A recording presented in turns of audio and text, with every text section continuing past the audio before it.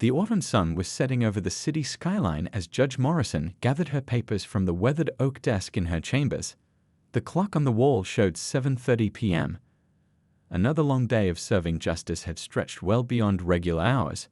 She let out a tired sigh, her reflection in the window showing the subtle signs of exhaustion that came with carrying the weight of countless life-changing decisions. Earlier that day, she had handled 12 cases, each one requiring her complete attention and wisdom. The last case had been particularly challenging. A young person facing tough circumstances, reminding her why she chose this path 15 years ago. The courtroom had been her second home, a place where she worked tirelessly to ensure everyone, regardless of their background, received fair treatment under the law. As she packed her leather briefcase, her fingers brushed against the photo frame on her desk. It showed her standing with her parents at her swearing-in ceremony. Her mother's proud tears and father's broad smile that day still warmed her heart. They had taught her to stand tall in the face of adversity, a lesson that had served her well throughout her career. The courthouse halls were quiet now, her heels echoing against the marble floors as she made her way to the parking garage. The security guard, Mr. Thompson, gave her his usual friendly wave. "Another late night, Joanna?" He called out with genuine concern in his voice. She smiled warmly. "You know how it goes, Rick. Someone's got to keep the wheels of justice turning." Her black Mercedes, a reward she'd given herself after 10 years on the bench, sat waiting in its reserved spot. The car wasn't just a symbol of success. It represented years of hard work, countless late nights, and an unwavering commitment to justice. As she settled into the leather seat, she took a moment to close her eyes and breathe deeply, letting the day's tensions begin to fade. The drive home was usually her time to decompress, to think about the day's cases and prepare mentally for tomorrow's challenges.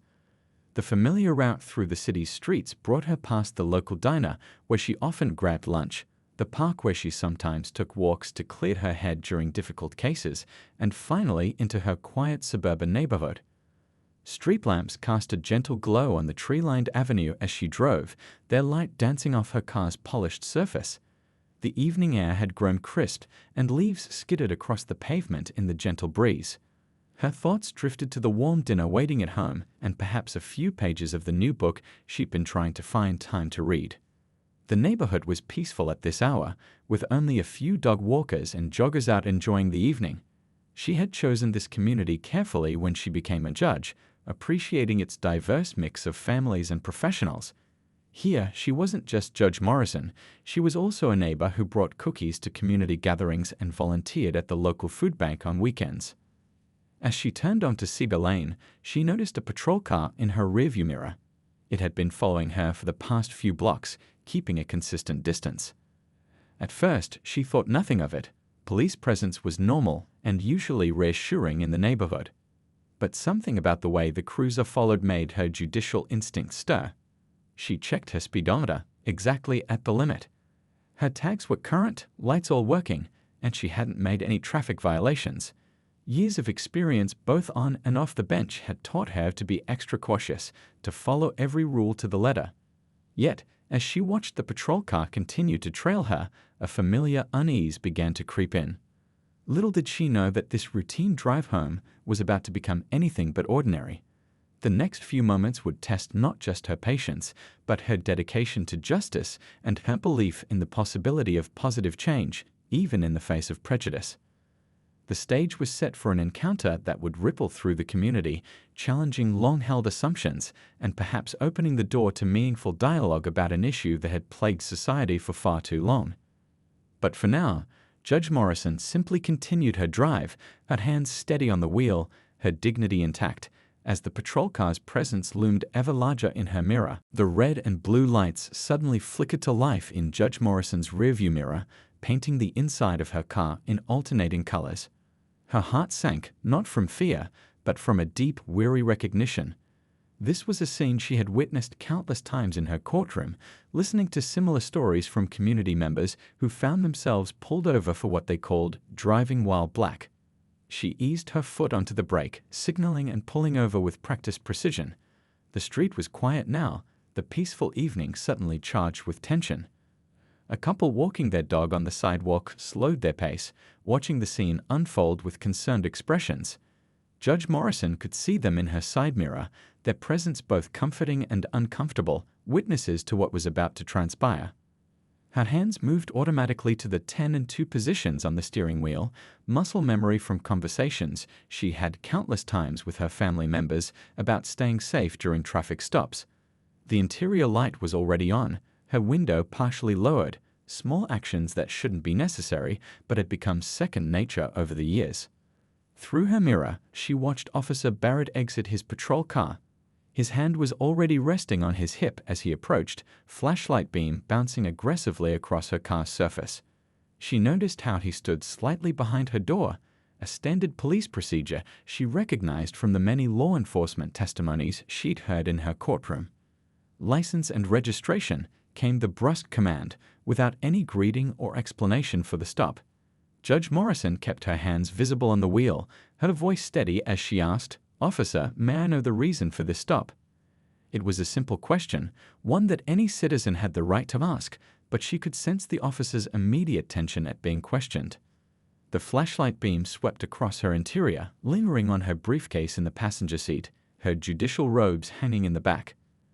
I said, "License and registration," Officer Barrett repeated, his tone carrying an edge that was all too familiar.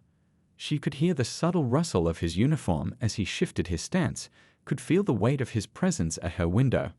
More cars passed by slowly now, their drivers craning their necks to observe. The couple with the dog had stopped completely, the husband now holding his phone at waist level. Judge Morrison felt the complex emotions of the moment, the indignity of being profiled, mixed with the responsibility she carried as both a judge and a member of her community. She thought about the irony of the situation. Just hours ago, she had been presiding over cases in her courtroom, commanding respect with her presence and decisions. Now, in her own neighborhood, less than 2 miles from her home, she was being treated with unwarranted suspicion. The contrast was stark, but she had learned long ago that her robe didn't shield her from these encounters. The rain had started to fall lightly, creating a soft patter on the car roof. The droplets caught the patrol car's flashing lights, scattering red and blue reflections across her dashboard. It was the kind of detail she would often hear described in her courtroom, one that made testimonies feel real and human. Now she was living it, adding another story to the countless others she had heard over the years. As she prepared to reach for her credentials, she noticed Officer Barrett's body camera was dark, no blinking light indicating it was recording. Another detail that wouldn't escape her judicial notice, another piece of a puzzle she had seen assembled too many times before. She remembered the recent department memo about mandatory camera usage during all stops, a policy she had helped review. In that moment, Judge Morrison made a decision. This encounter would be different, not just for her, but for every person who had sat in her courtroom describing similar experiences. She would handle it with the same grace and wisdom she expected in her courtroom, but she would also ensure it became a teaching moment, a chance for positive change. Her hand moved slowly, deliberately toward her purse, her movements measured and calm.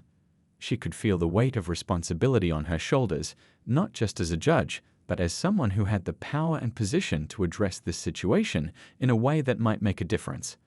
The next few moments would test everything she stood for, everything she had worked to uphold in her years on the bench. The stage was set for a confrontation, but not the kind Officer Barrett might have expected. This would be a lesson in dignity, in the power of position used responsibly, and in the possibility of turning a negative encounter into an opportunity for growth and understanding. As she prepared to reveal her identity, Judge Morrison silently hoped this moment might spark the kind of change she had long worked to create from behind the bench. Time seemed to slow down as Officer Barrett's flashlight beam cut through the evening drizzle, casting harsh shadows across the car's interior. The confrontation that was unfolding had become all too familiar on these suburban streets, but tonight's encounter would take an unexpected turn that neither party could have anticipated. I said, "Step out of the vehicle," Officer Barrett repeated, his voice carrying that edge of authority that Judge Morrison had heard countless times in her courtroom. She noticed how his hand hadn't left his holster since he approached her window, a detail that spoke volumes about preconceptions and fear. The rain continued to fall softly, creating a gentle backdrop to this tense scene. From her driver's seat, Judge Morrison could see the growing audience. More neighbors had gathered at a respectful distance, their presence both a comfort and a reminder of how these situations could escalate. A young mother had pulled her children closer as they watched from their front porch. These were the same streets where Judge Morrison had helped organize community picnics and fundraisers, now transformed into a stage for this all-too-common drama. She took a deep breath, drawing on years of experience in maintaining composure under pressure. The air conditioning hummed softly in her car, a contrast to the heavy atmosphere outside. Her judicial robe hung in the back seat, a silent witness to the irony of the situation.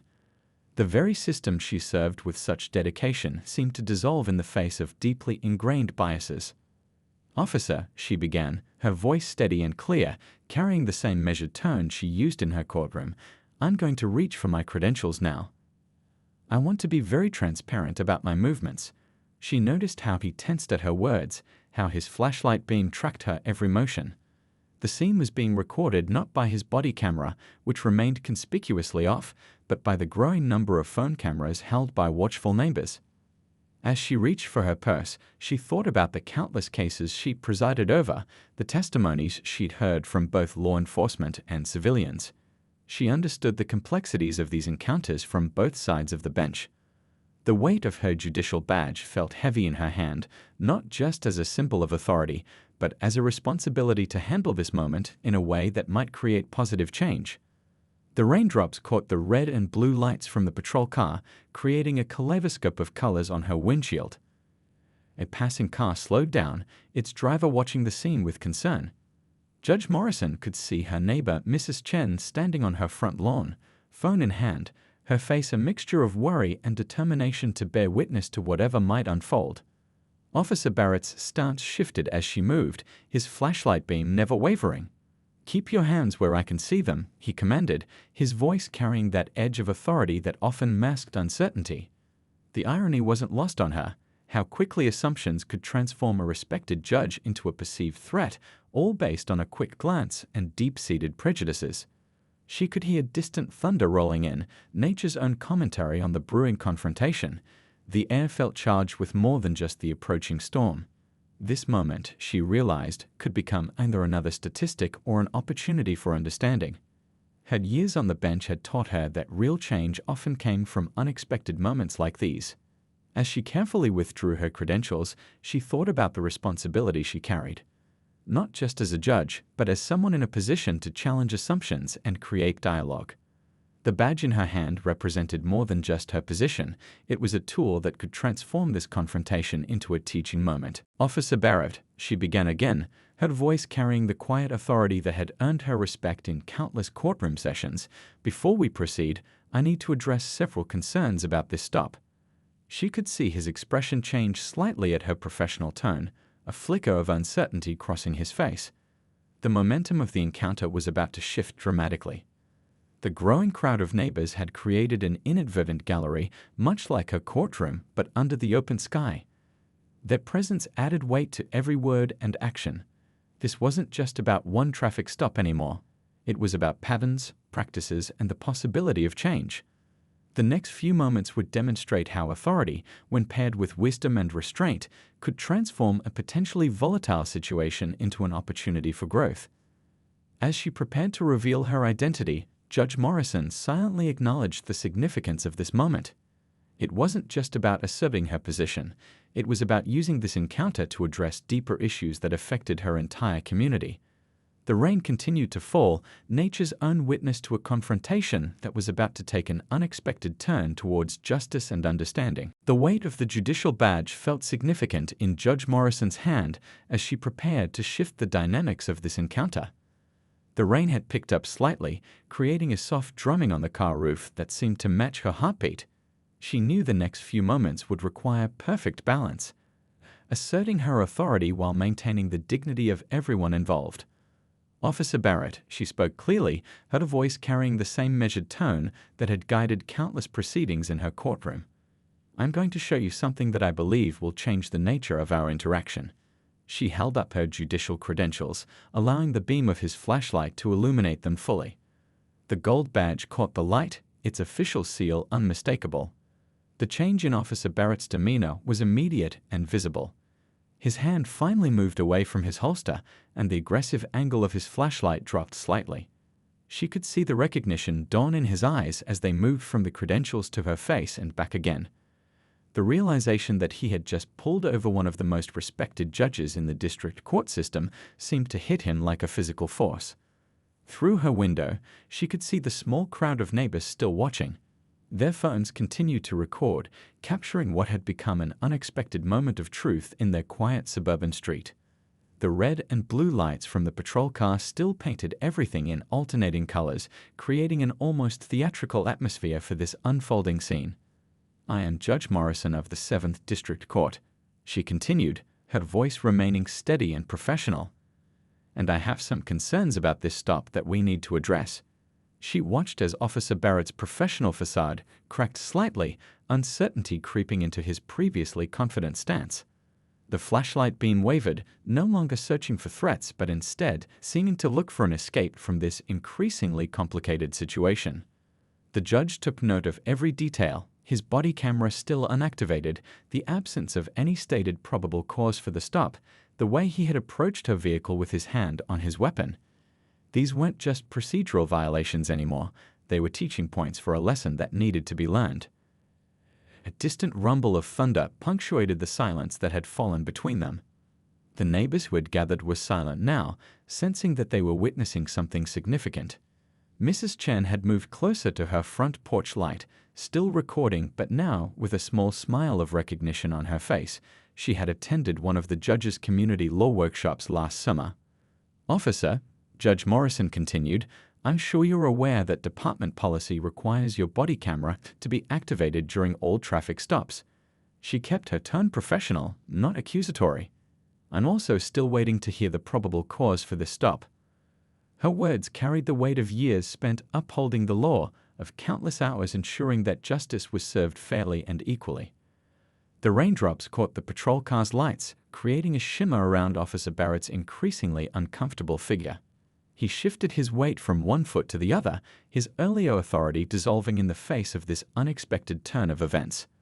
The flashlight beam now pointed more toward the ground, its harsh glare no longer necessary in light of the revelations at hand. More cars drove by slowly, their occupants watching the scene with interest. Word had begun to spread through the neighborhood. Judge Morrison, who had always fought for fairness from behind the bench, was now confronting injustice directly on her own street. The irony of the situation wasn't lost on anyone present. Judge Morrison thought about all the cases she had presided over, all the similar stories she had heard. She thought about the young people in her community who had stood before her bench, describing encounters just like this one. But tonight was different. Tonight she had the opportunity to address these issues from a unique position of authority and understanding. "I would like you to call your supervisor," she said firmly but without malice.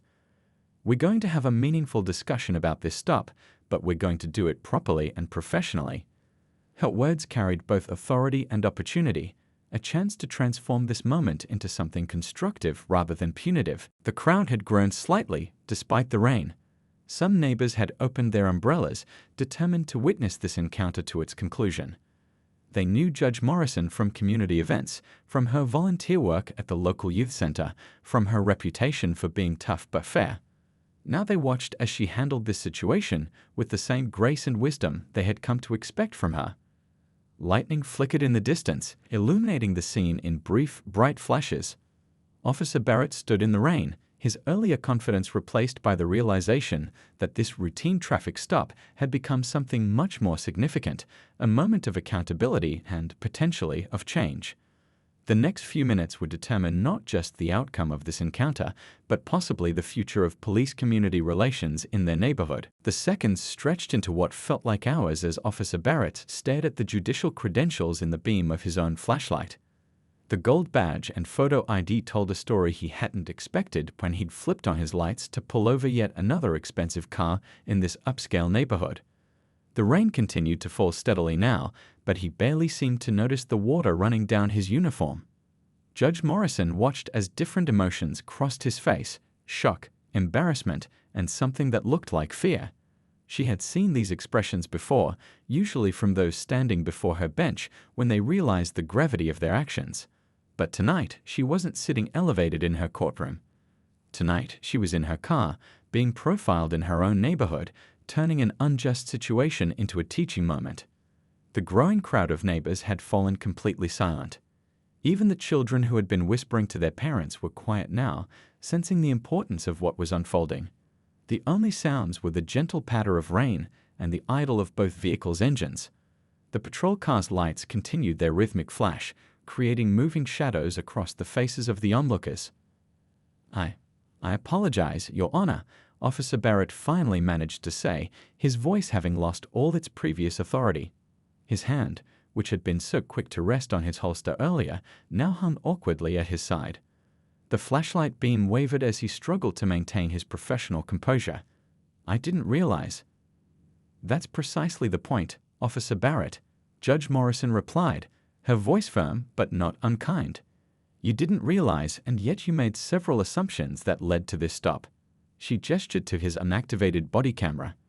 "You also chose to ignore department policy regarding recording devices. These are serious concerns that need to be addressed." Lightning flashed again, closer now, briefly illuminating the entire street. In that flash, everyone could see the growing number of neighbors who had gathered to witness this encounter. Some still held their phones up, recording what had become an impromptu lesson in accountability and justice. Others simply stood in silent support, umbrellas protecting them from the increasing rain. Officer Barrett's radio crackled to life, his supervisor responding to the call Judge Morrison had insisted he make. The sound seemed to snap him back to reality, reminding him of protocols and procedures he should have followed from the beginning.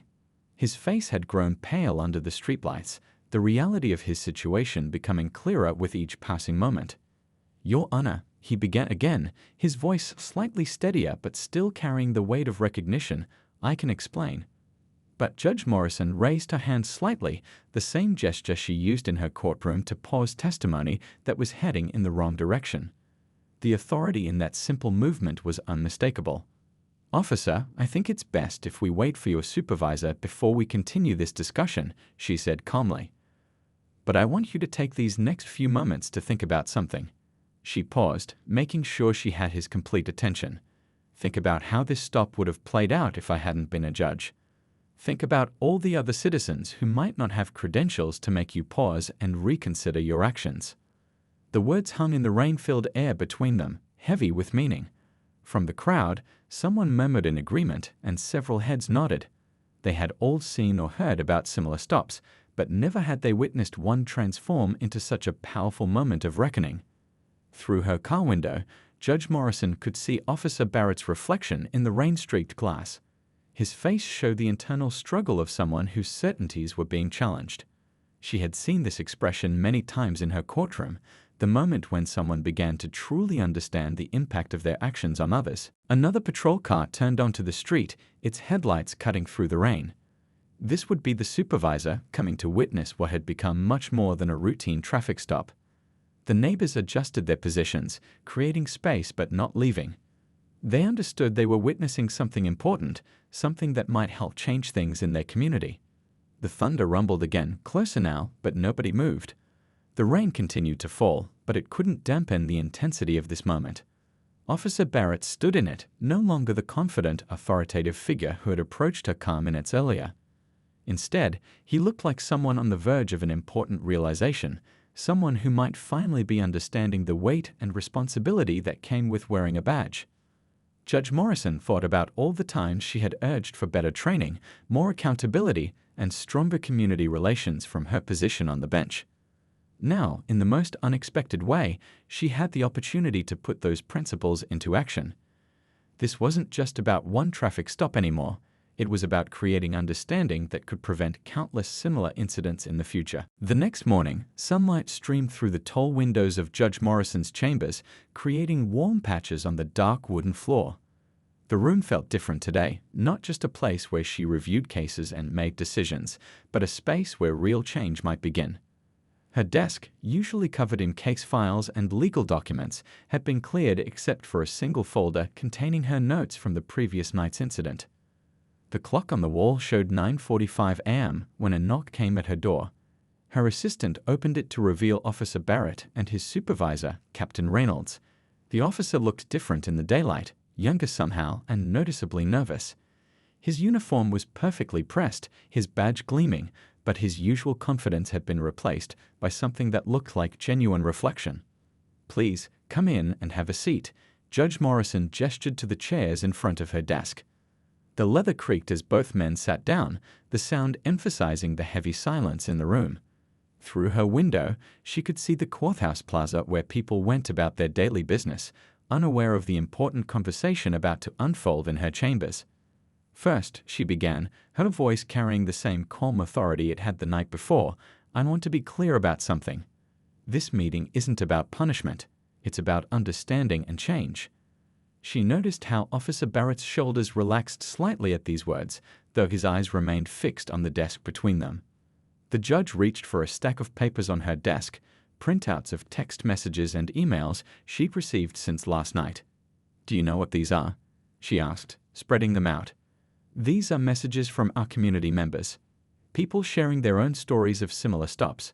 Parents worried about their children.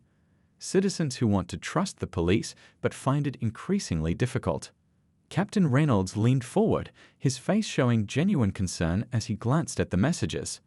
The morning sun caught his captain's bars, sending small reflections dancing across the wall. "Your Honor," he began, but Judge Morrison held up her hand gently. "Let me share something with you," she said, standing up and walking to a framed photo on her wall. It showed her first day as a lawyer, standing proudly outside this very courthouse. "When I started my career in law, I believed that justice was blind. But over the years, I've learned that true justice requires us to really see, each other as human beings first." She turned back to face them, noting how both men were listening intently now. "Officer Barrett, would you share with us what was going through your mind when you decided to follow my car last night?" Her tone wasn't accusatory, but encouraging, creating a space for honest reflection. The officer shifted in his chair, his hands clasped tightly in his lap. The morning sun through the window illuminated his face as he began to speak, slowly at first, then with increasing openness. He talked about his training, his assumptions, the unspoken biases that had influenced his decision-making. As he spoke, Judge Morrison could see Captain Reynolds taking notes, his expression growing more thoughtful with each word. "You know," Judge Morrison said after Officer Barrett finished, "every day in this courtroom, I see the results of split-second decisions. I see how assumptions and biases can change lives forever." She walked to her bookshelf, pulling out a thick binder. "These are cases from just the last month involving traffic stops.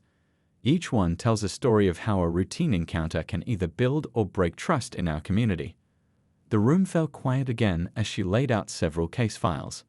Each one represented a person, a family, a story that could have gone differently with better understanding.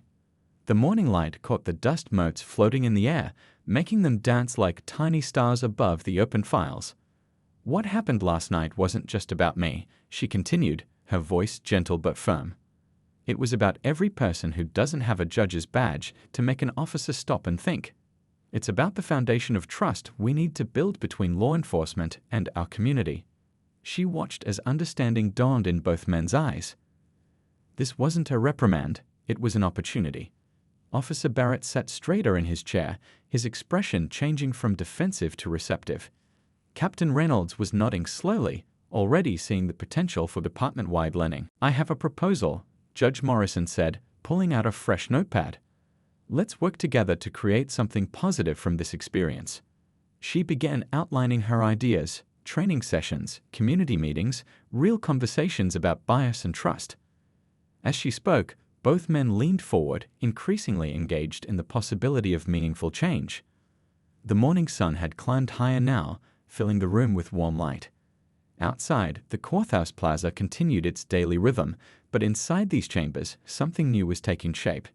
It wasn't just about policies or procedures anymore, it was about people, understanding, and the possibility of real transformation in their community. 6 months had passed since that rainy night, and the changes in the community were already visible. The police academy's training room was filled to capacity this morning, with both veteran officers and new recruits sitting attentively as Judge Morrison stood at the podium. The presentation screen behind her showed a simple title: Building Trust, One Interaction at a Time. "When I was pulled over that night," she began, her voice carrying to every corner of the room, "I had a choice. We all had a choice." Her eyes met Officer Barrett's, who sat in the front row. He nodded slightly, now a regular participant in these training sessions, sharing his own journey of understanding with his fellow officers.